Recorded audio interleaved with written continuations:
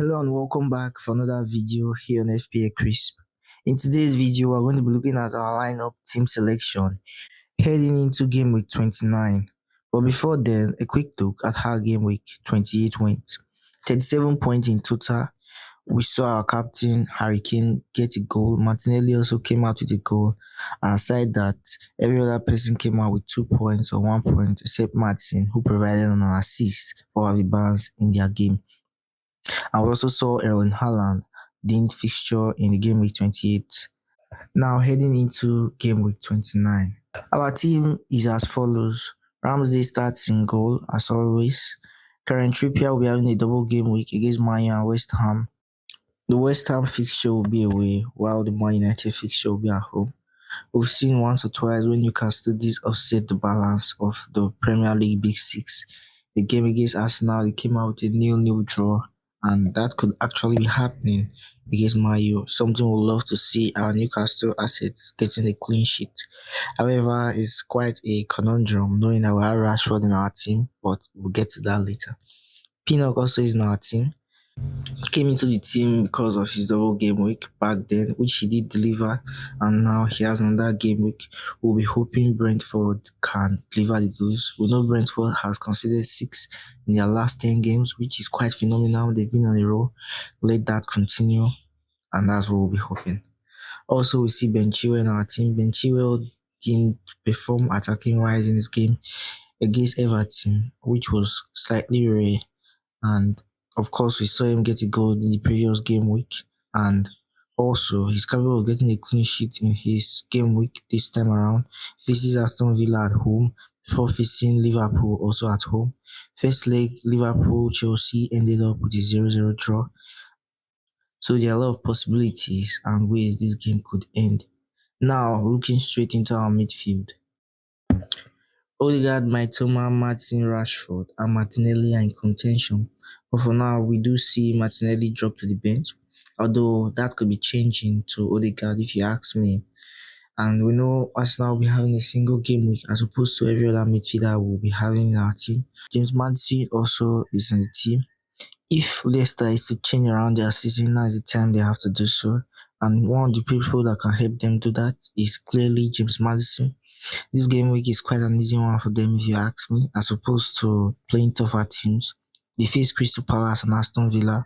Aston Villa cannot necessarily be termed an easy fixture, knowing the way they've been playing for some time now, but that's an home game for James Maddison and his Leicester City teammates. Rashford rounds up the midfield with his game against Newcastle and Brentford.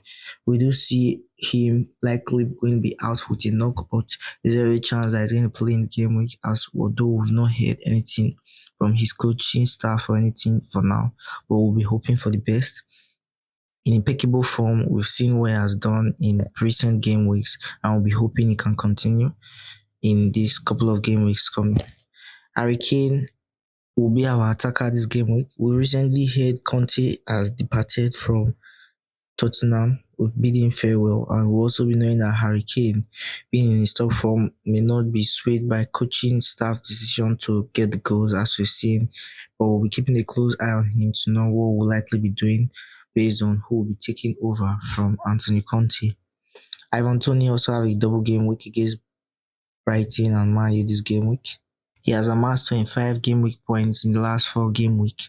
Quite an impressive run if you ask me. Currently on 1 round 45 total points in the FPL. Only few players can boast of having a higher point tally than he this season. We'll be hoping once again he can deliver the goals, get a goal or a couple of goals in both game weeks. Finally, on our 11, we see Haaland, who will be facing Liverpool this game week. Quite a tricky one because we're also seeing warning on him, knowing that he is likely out with a groin injury. That will be likely a rough one, but we'll be waiting to hear what the coach has to say about that, if he will be available for the game week or not. And also, it'll be very interesting to see what happens in his game against Liverpool.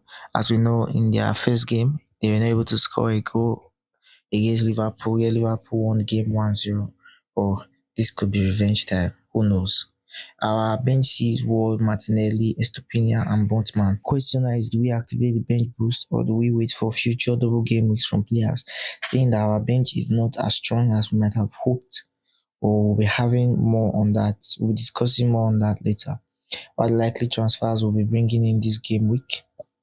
Bruno Fernandes certainly comes to mind. We know we're having a double game week, and he's a very good option ahead of the double game week, knowing fully that Rashford may not be capable.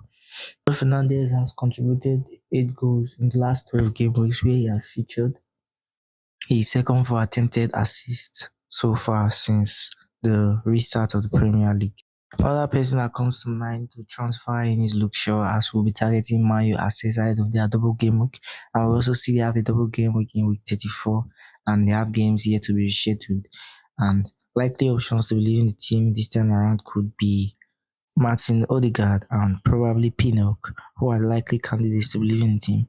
However, we're monitoring the situation on all these players who have caution on them to see if we will be needing to make a transfer on one of these.